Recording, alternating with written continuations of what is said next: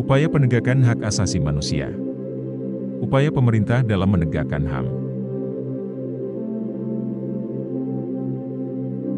Semua negara di dunia sepakat untuk menyatakan penghormatan terhadap nilai-nilai hak asasi manusia yang universal melalui berbagai upaya penegakan HAM. Akan tetapi, pelaksanaan hak asasi manusia dapat saja berbeda antara satu negara dengan negara lain. Ideologi, kebudayaan, dan nilai-nilai khas yang dimiliki suatu bangsa akan memengaruhi sikap dan perilaku hidup berbangsa.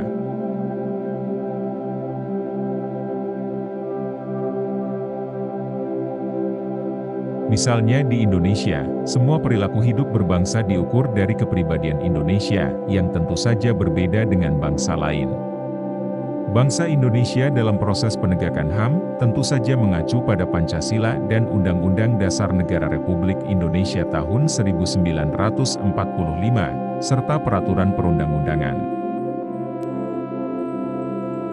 Dengan kata lain, penegakan HAM di Indonesia tidak berorientasi pada pemahaman HAM liberal dan sekuler yang tidak selaras dengan makna sila pertama yaitu ketuhanan yang Maha Esa.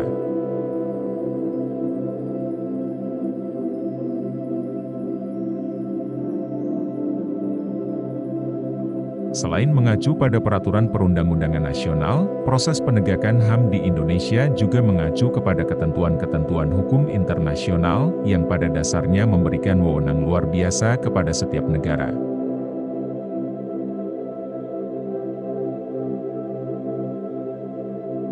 Berkaitan dengan hal tersebut, Idrus Affandi dan Karim Suryadi menegaskan bahwa bangsa Indonesia dalam proses penegakan HAM sangat mempertimbangkan dua hal.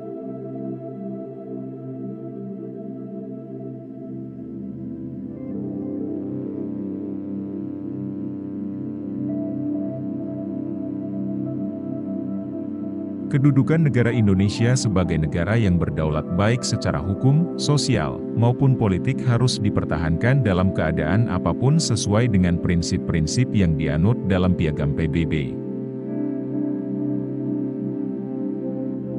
Dalam pelaksanaannya, pemerintah harus tetap mengacu kepada ketentuan-ketentuan hukum internasional mengenai HAM. Kemudian menyesuaikan dan memasukkannya ke dalam sistem hukum nasional, serta menempatkannya sedemikian rupa sehingga merupakan bagian yang tidak terpisahkan dari sistem hukum nasional.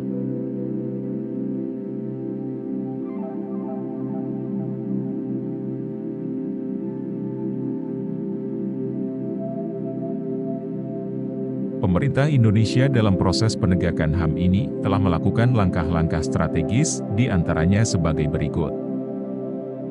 Pembentukan Komisi Nasional Hak Asasi Manusia. Pembentukan Komisi Nasional Hak Asasi Manusia, Komnas HAM. Komnas HAM dibentuk pada 7 Juni 1993 melalui Kepres Nomor 50 Tahun 1993. Keberadaan Komnas HAM selanjutnya diatur dalam Undang-Undang RI Nomor 39 Tahun 1999 tentang Hak Asas Manusia pada pasal 75 sampai dengan pasal 99. Komnas HAM merupakan lembaga negara mandiri setingkat lembaga negara lainnya yang berfungsi sebagai lembaga pengkajian, penelitian, penyuluhan, pemantauan, dan mediasi HAM.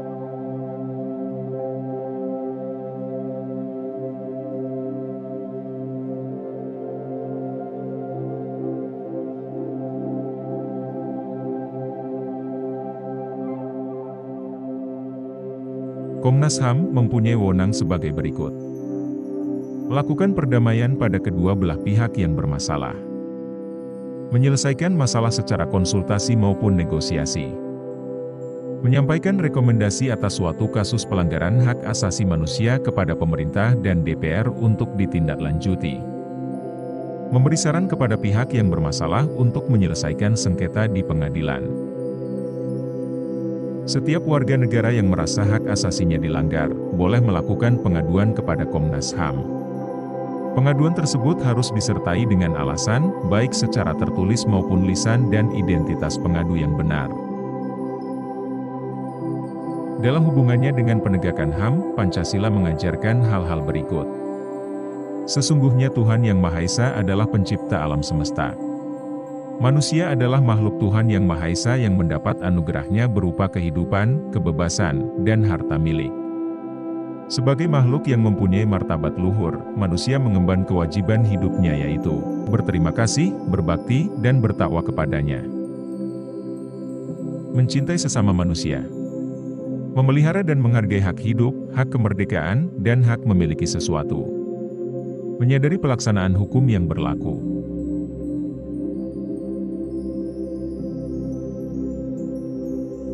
Pembentukan instrumen HAM. Instrumen HAM yang berupa peraturan perundang-undangan, dibentuk untuk menjamin kepastian hukum, serta memberikan arahan dalam proses penegakan HAM. Adapun peraturan perundang-undangan yang dibentuk untuk mengatur masalah HAM sebagai berikut. Pada amandemen kedua Undang-Undang Dasar Negara Republik Indonesia tahun 1945, telah ditetapkan satu bab tambahan dalam batang tubuh yaitu bab X10A yang berisi mengenai hak asasi manusia, melengkapi pasal-pasal yang lebih dahulu mengatur mengenai masalah HAM. Dalam Sidang Istimewa MPR 1998 dikeluarkan ketetapan MPR mengenai hak asasi manusia yaitu TAP MPR nomor 17, MPR 1998. Ditetapkannya Piagam HAM Indonesia pada tahun 1998.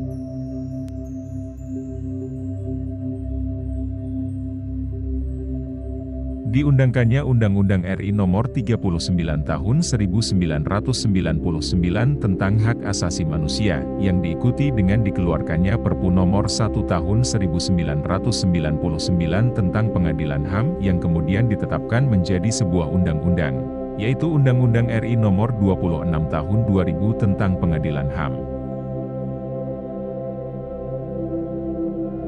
Ditetapkannya peraturan perundang-undangan tentang perlindungan anak yaitu Undang-Undang RI Nomor 3 Tahun 1997 tentang Pengadilan Anak, Undang-Undang RI Nomor 23 Tahun 2002 tentang Perlindungan Anak, dan Undang-Undang RI Nomor 11 Tahun 2012 tentang Sistem Peradilan Anak. Seratifikasi instrumen internasional selama tidak bertentangan dengan Pancasila dan Undang-Undang Dasar Negara Republik Indonesia tahun 1945. Instrumen internasional yang diratifikasi diantaranya sebagai berikut. Konvensi Jenewa 12 Agustus 1999 telah diratifikasi dengan Undang-Undang RI Nomor 59 Tahun 1958. Konvensi tentang Hak Politik Kaum Perempuan, Convention of Political Rights of Women, telah diratifikasi dengan Undang-Undang RI Nomor 68 Tahun 1958. Konvensi tentang Penghapusan Segala Bentuk Diskriminasi Terhadap Perempuan, Convention on the Elimination of Discrimination Against Women, telah diratifikasi dengan Undang-Undang RI Nomor 7 Tahun 1984.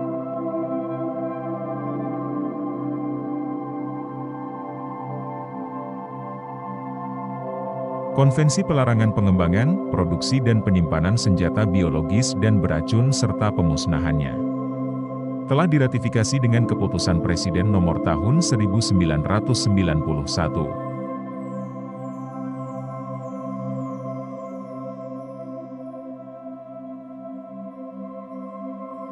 Konvensi Organisasi Buruh Internasional Nomor 87 Tahun 1998 tentang Kebebasan Berserikat dan Perlindungan Hak untuk Berorganisasi, ILO Convention, Nomor 87, 1998, Concerning Freedom of Association and Protection of the Rights to Organize, telah diratifikasi dengan Keputusan Presiden Nomor 83 Tahun 1998.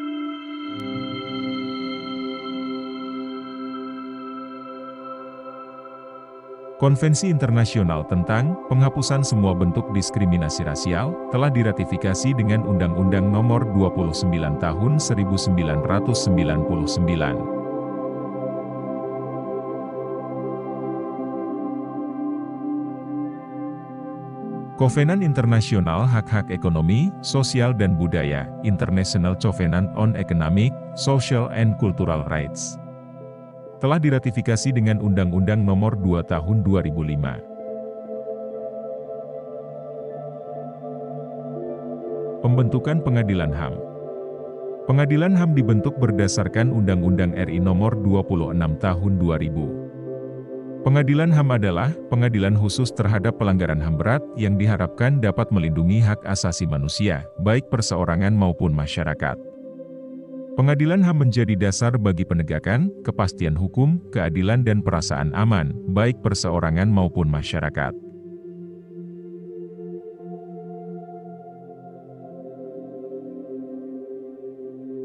Pengadilan HAM bertugas dan berwenang memeriksa dan memutuskan perkara pelanggaran hak asasi manusia yang berat.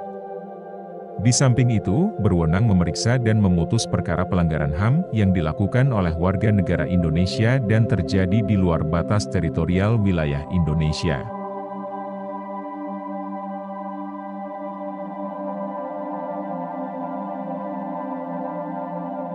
Pengadilan HAM bertugas dan berwenang memeriksa dan memutuskan perkara pelanggaran hak asasi manusia yang berat. Di samping itu, berwenang memeriksa dan memutus perkara pelanggaran HAM yang dilakukan oleh warga negara Indonesia dan terjadi di luar batas teritorial wilayah Indonesia.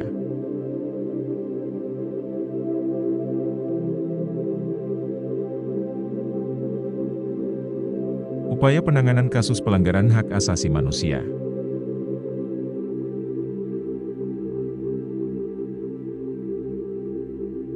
Upaya pencegahan pelanggaran hak asasi manusia. Tindakan terbaik dalam penegakan HAM adalah dengan mencegah timbulnya semua faktor penyebab pelanggaran HAM. Apabila faktor penyebabnya tidak muncul, pelanggaran HAM pun dapat diminimalisir atau bahkan dihilangkan.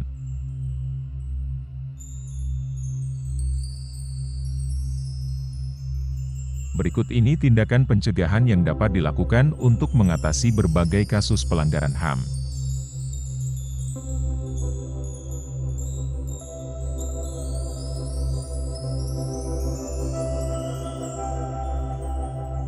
Menegakkan supremasi hukum dan demokrasi.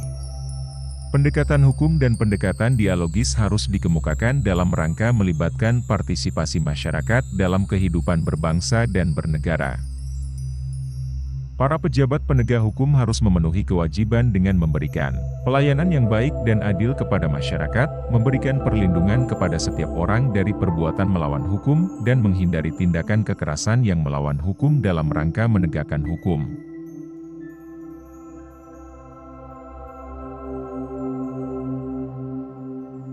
Meningkatkan kualitas pelayanan publik untuk mencegah terjadinya berbagai bentuk pelanggaran HAM oleh pemerintah.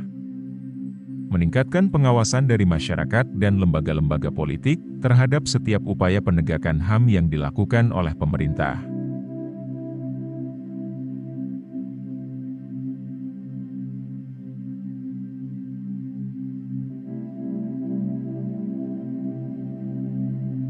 Meningkatkan penyebarluasan prinsip-prinsip HAM kepada masyarakat melalui lembaga pendidikan formal, sekolah perguruan tinggi, maupun non-formal, kegiatan-kegiatan keagamaan dan kursus-kursus, meningkatkan profesionalisme lembaga keamanan dan pertahanan negara.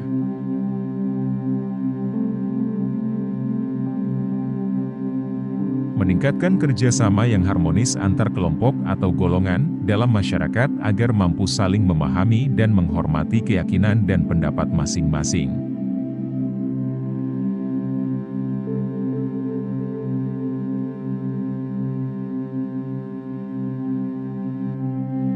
Hak dan kewajiban asasi manusia merupakan dua hal yang tidak dapat dipisahkan satu sama lain.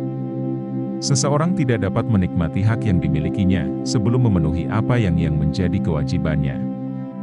Misalnya, dalam proses pembelajaran di sekolah, kalian tidak akan mendapatkan pemahaman yang baik dalam sebuah pelajaran apabila tugas-tugas dalam mata pelajaran tersebut tidak kalian kerjakan.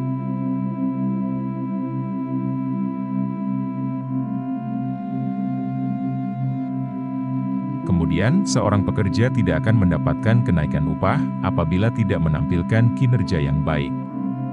Dengan demikian, dapat dipastikan antara hak asasi dan kewajiban asasi dalam perwujudannya harus diharmonisasikan atau diseimbangkan oleh setiap orang.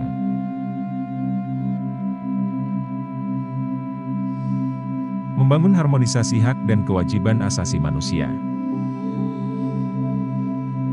Bagaimana caranya mengharmonisasikan hak dan kewajiban asasi dalam kehidupan sehari-hari? Salah satu cara untuk mengharmonisasikan hak dan kewajiban asasi manusia dalam kehidupan sehari-hari adalah dengan menghindarkan diri kita dari sikap egois atau terlalu mementingkan diri sendiri. Sikap egois dapat menyebabkan seseorang untuk selalu menuntut haknya, sementara kewajibannya sering diabaikan.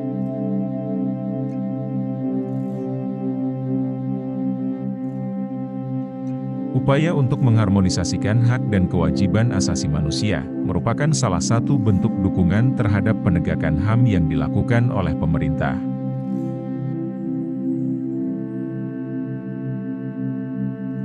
Sebagai warga negara dari bangsa dan negara yang beradab, sudah sepantasnya sikap dan perilaku kita mencerminkan sosok manusia beradab yang selalu menghormati keberadaan orang lain. Secara kafah sikap tersebut dapat kalian tampilkan dalam perilaku di lingkungan keluarga, sekolah, masyarakat, bangsa, dan negara.